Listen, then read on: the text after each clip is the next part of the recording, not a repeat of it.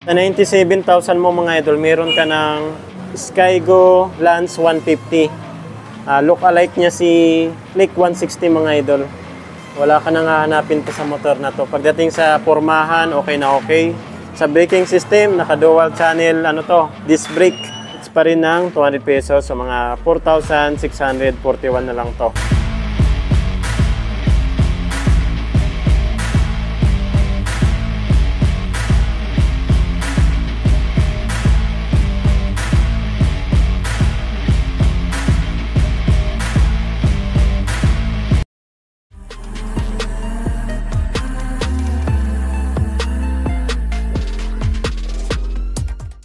What's up mga idol, Chris Ride Motovlog nga po pala. For today's, nandito po tayo ngayon sa Skygo Motorcycle. Titingin po tayo ng mga bago nilang motor dito. Dito lang po yan sa J. Catolico Avenue, General Santos City. Meron tayo dito mga pang malakasang motor, pang habal-habal, pang tricycle. Dito po muna tayo sa bago nilang Skygo Lance 150. So dalawang kulay po yung available nila dito. Itong matte black, tsaka ito yung glossy white. Ayan po. Ganda ng combination ng kulay niya. So alamin natin yung updated price, installment, tapos bigyan natin ng quick review itong motor na to. Parehas po sa Honda Click 160. Ayan o. Yung pormahan niya parang Honda Click 160. Pero may mga pinagkaiba rin naman sa specs saka features. Ganda ng pagkakadesign niya dito. Combination ng matte black tapos glossy white naman dito. Ganda ng pagkakadesign niya dito sa harapan. Light naman po nito, maganda po dito kasi naka-LED na rin po ito. Tapos ito naman po yung daytime running lights niya. Hanggang dito po yan. Ayun, no? Dito naman nakalagay yung Skygo na decals niya. Combination ng gold and then meron po sa ditong matte black. Glossy white naman po yung pinaka-body niya, yung kulay. Signal light naman po nito, naka-LED na rin po. Suspension naman po nito sa harapan, naka-telescopic pa rin po ito. Ito naman po yung front fender niya, napakaangas po ng design niya. Tapos napakalapad, tire niya sa harapan, naka-street tire at naka-mags din po ito. Ang size naman po nito ay 100 by 80, 14 inches po yung laki ng mags niya. Braking system naman po nito sa harapan, naka-hydraulic disc brake, naka-dual pot piston caliper po siya. So hindi po sa naka-combi brake system. Ganda pa dito, naka-tubeless po ito. Ayan o. Kapal din ng niya yung gulong niya sa harapan. Mapapansin nyo naman po yung niya dito sa harapan, ito yung businan niya. So yan, dumako naman po tayo dito sa handlebar niya. So dito po sa bandang left side, meron po sa ditong passing light. Ayan o. Meron po sa passing light dito. High beam, low beam, horn, at turn signal light. So ito naman po yung brake niya sa likuran. Sa right side naman po, nandito naman po yung kill switch. Switch ng ilaw. Ayan, wala po ito sa Honda Click 160. Ito naman po yung electric start niya. Tingnan naman natin kung may kickstart pa to. Yan po mga idol, wala na rin po itong kickstart. So ito naman po yung instrument panel gauge niya. Gold po yung kulay ng finish niya dito. Digital na rin po yung instrument panel gauge niya. Dito naman po tayo sa ignition niya. Ganda rin ang ignition niya. Naka-keyless na rin po ito. Ayan o, keyless na rin po yan. And then dito naman po yung bukasan natin ng upuan.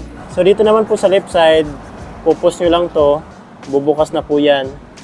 Ayan po. And then meron po sa ditong USB charging port. Pwede na po kayo dyan mag-charge ng cellphone. Tapos napakalalim din po ng bulsa-bulsa niya.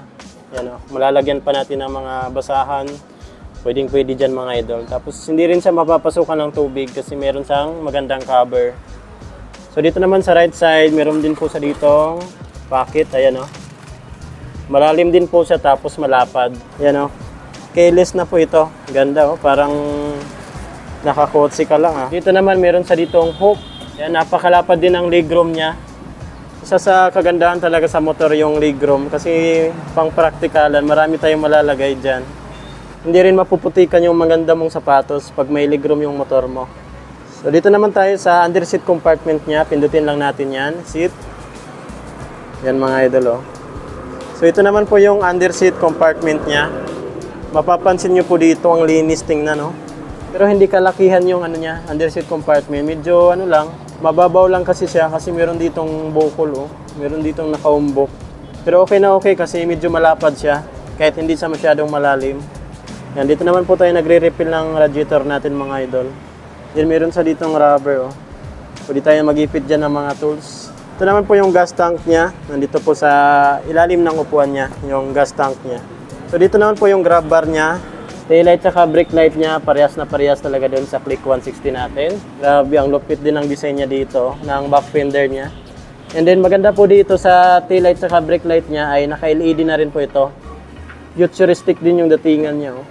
Sa muffler naman po nito, ayan oh, ganda. Tapos may nakalagay naman po dito na Skygo. Pagdating naman po sa makina nito, naka 150cc, naka 4-stroke, 2-valve, single overhead cam, at ang cooling system po nito mga idol ay liquid cooled. Dumako naman po tayo sa price update installment ng motor na to. So dito pa rin tayo nag-inquire sa Skygo General Santos City branch. Ano po yung SRP nila? SRP 97,000. Sa 97,000 mo mga idol, meron ka ng Skygo Lance 150. Look-alike niya si Click 160 mga idol. Wala ka nang hahanapin pa sa motor na to. Pagdating sa pormahan, okay na okay.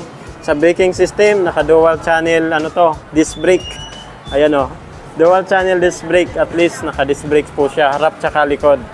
Sa installment, down payment ay 3,000 lang din. 3,000 lang din mga idol yung down payment nito. Mapapasay nyo na itong motor na to. Then sa 1 year na installment, 10,298. Ibits pa yan ng 200 pesos. Ayan, 24 months, 2 years ay 6,258.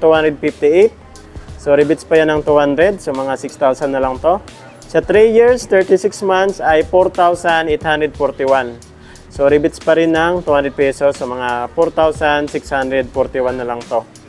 So yan po mga idol, every time na maaga po tayo magbayad, rebits kayo ng 200 pesos. Sa mga hindi kaya ng Honda Click 160, dito talaga yung bagsak natin sa Skygo.